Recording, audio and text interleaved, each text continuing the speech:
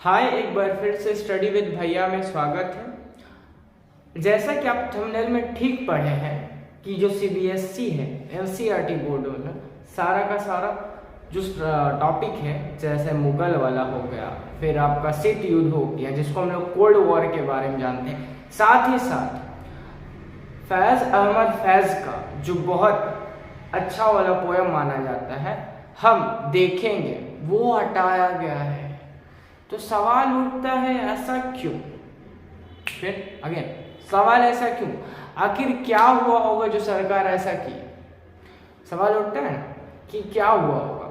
तो ये जो आपका वीडियो है ये किसी पर्टिकुलर क्लास के लिए नहीं है, लेकिन सभी क्लास के लिए है।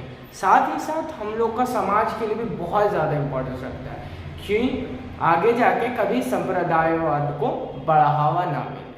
ठीक है, तो ये वीडियो को आप पूरा शेयर करिएगा और पूरा देख के समझिएगा कि आखिर सरकार ऐसा क्यों की, या फिर बोर्ड ऐसा क्यों किया कि मुगल वाला या फिर कोल्ड वॉर वाला जो टॉपिक है यानी शीत युद्ध, ये सबको हटाया गया। ठीक है, सो बिना किसी वक्त गवाए समझते हैं और आगे बढ़ते हैं। ओके,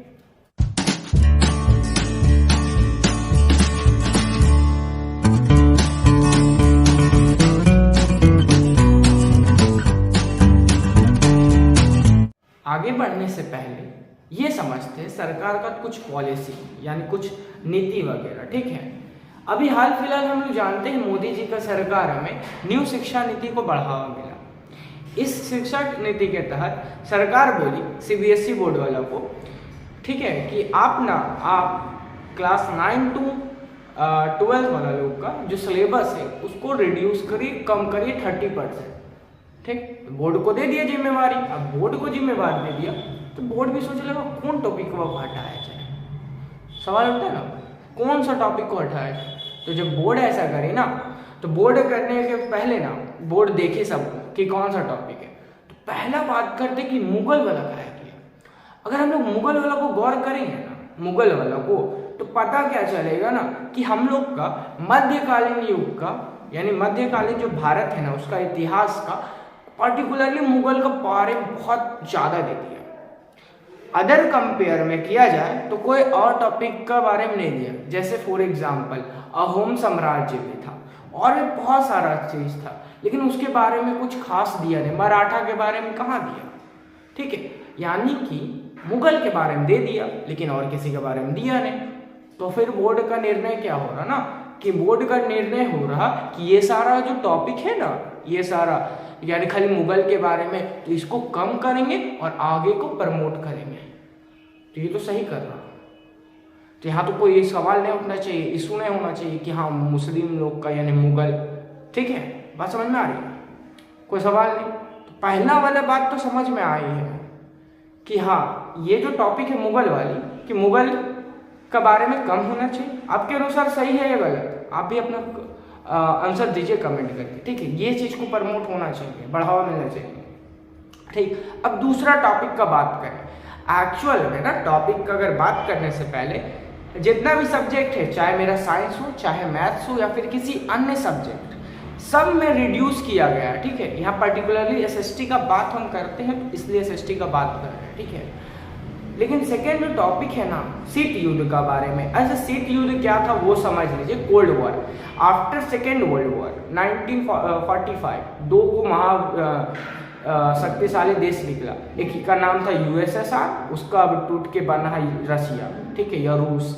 दूसरा था अमेरिका। तो दोनों का बीच में ना बहुत ज़्यादा तनाव था, बहुत ज़्यादा तनाव। ठीक है, तनाव होने के कारण एक दूसरे को धमकी देता था, रे बोल में ढेर, तो बोलता था बोल में ढेर। तो कहने का मतलब दोनों एक दूसरे को खाली क्या करता था, खाली मतलब कोई धमकी देता था, तो युद्ध नहीं चलता था, इसलिए उसको कोल्ड वॉर कहा गया। कोल्ड वॉर में ना दुनिया दो भाग में बढ़ गया था। एक को कहता था फर्स्ट वर्ल्ड, दूसरा को सेकेंड वर्ल्ड। कहने का मतलब था एक पूरा का पूरा अमेरिका वाला जो उसका सपोर्ट में था, और दूसरा सोवियत संघ का यूएसएसआर। आप नॉर्मली समझ सकते हैं रशिया फिलहाल के लिए। ठीक है, तो ये चीज था, ये जो टॉपिक था वो क्लास 12 का। ठीक है, तो ये तो चल रहा तो युद्ध, लेकिन इसमें ना तीसरा देश और भी आया जिसको थर्ड वर्ल्ड का, ठीक है। अब थर्ड वर्ल्ड क्या था वो समझ लीजिए। थर्ड वर्ल्ड में इंडिया का जो उस समय प्रधानमंत्री थे आपका जवाहरलाल नेहरू जी, वो क्या बोले ना हम अमेरिका का सपोर्ट रहेंगे ना यूएसएसआर।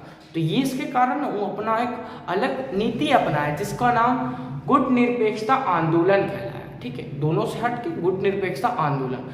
तो ये जो गुट निरपेक्षता आंदोलन था ना, ये जो गुट निरपेक्षता आंदोलन था ये किसी का सपोर्ट में नहीं था, बोला कि हम अपना नीति खुद चलेंगे, ठीक है। तो भारत के साथ साथ और भी बहुत सारा देश था, यूगोस्लाविया था आपका, इजिप्ट था, ठीक है, जिसको हम लोग मिस्र कहते हैं, ठीक।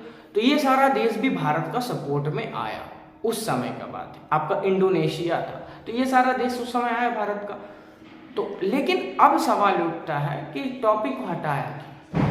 ये बात हमको भी समझ में नहीं आ रहा कि इतना इम्पोर्टेंट टॉपिक था कोल्ड वॉर के बारे में, तो ये बोर्ड हटाया क्या? आपके अनुसार ये सही है या गलत? आप जरूर कमेंट करके बताइए, ठीक। थर्ड जो बात करते हैं, थोड़ा संप्रदायवाद को बढ़ावा दे सकता है, इसलिए इस पे बोलना बहुत ज़्यादा ज़रूरी है। वो है आपका फैज़ अहमद फैज़ का जो कविता है हम देखेंगे। ये बहुत ज़्यादा फेमस रही है, ठीक है। कहने का मतलब है ना, उनका थोड़ा हिस्ट्री जान लीजिए फैज़ अहमद फैज़ का। एक्चुअल ना उनका जन्म भारत में हुआ, भारत उस समय आज़ादी से पहले उनका जन्म हुआ तो यहीं पर पले बढ़े, ठीक है। लेकिन आज़ादी जैसी हुई और भारत दो भाग में बट गई, ठीक है, तो वो क्या चल गई ना, वो चल गई आपका पाकिस्तान। अब जब पाकिस्तान चल गई तो वहीं पे अब वो रहने लगे कविता लिखने लगे, वो अपना कविता लिखते हैं, ठीक है। तो हम लोग जानते हैं ना कि पाकिस्तान में एक तरह से सैनिक तानाशाह चलते रहता है कि वहाँ सेना कब रहता है कब नहीं, यानी सेना का ज़्यादा चलता है, सरकार का कुछ खास नहीं, और लोकतंत्र कुछ खास नहीं है। तो वो कविता लिखे थे कि हम देखेंगे कहने का मतलब सरकार को, मतलब सैनिक को बोला कि हम देखेंगे तुम क्या कर सकता है, ठीक है। तो वो जब वहाँ कहे ना, तो यहाँ पे जब वो कविता बोला जाता है ना, तो यहाँ तो कुछ वैसा है नहीं कि हम क्या देखेंगे, यहाँ सैनिक शासन है क्या? ये तो लोकतंत्र है, भारत विश्व का सबसे बड़ा लोकतांत्रिक देश है, ये बात हम लोग जानते हैं ना, ठीक। मानते हैं अमेरिका है, लेकिन देखा जाए तो भारत ही है, क्योंकि विभिन्नता में भी यहाँ एकता है। तो ये सारा का सारा बात हुई। तो हुआ क्या ना, फैज़ अहमद फैज़ का जो कविता है वो भी सरकार उसको मतलब हटवा दी। कहने का मतलब बोर्ड हटा दिया। अब जब बोर्ड हटाया ना, तो सवाल उठने लगा कि ये सांप्रदायिकता को बढ़ावा दे रहा है। कहने का मतलब है फैज़ अहमद फैज़ तो मुस्लिम थे और वो पाकिस्तान का, लेकिन फिर भी ये समझ लीजिए ना, उनका कविता यहाँ का एक तरह से देखा जाए तो क्या कुछ है क्या काम, हम देखेंगे कुछ है ना, ठीक है। आप चाहेंगे तो कविता गूगल से पढ़ सकते हैं, हम देखेंगे, इसके बारे में अच्छा से आपको डिटेल मिल जाएगी कि हम देखेंगे उनके बारे में क्या है। वैसे ये जब भी कभी आंदोलन वगैरह इंडिया में होती है, प्रदर्शन वगैरह, ठीक है, तो ये नारा हमेशा गूंजते रहता है। तो इसलिए सरकार बोली कि नहीं, ये मतलब सही नहीं है देश के लिए भी और आपका लोगों के लिए भी, तो इसको हटा दिया गया, ठीक है। तो ये भी बात थी फैज़ अहमद फैज़ का।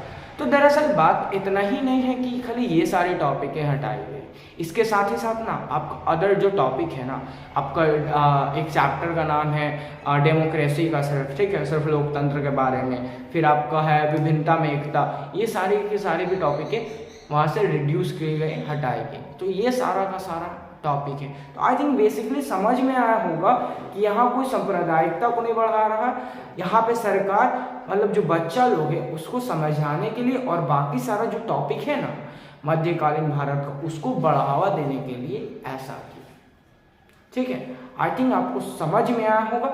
मेरे ख्याल से आपको इस वीडियो को शेयर करना चाहिए, ठीक है, जितना ज़्यादा कर सकते हैं करिए। So thanks for watching. जय हिंद, जय भारत।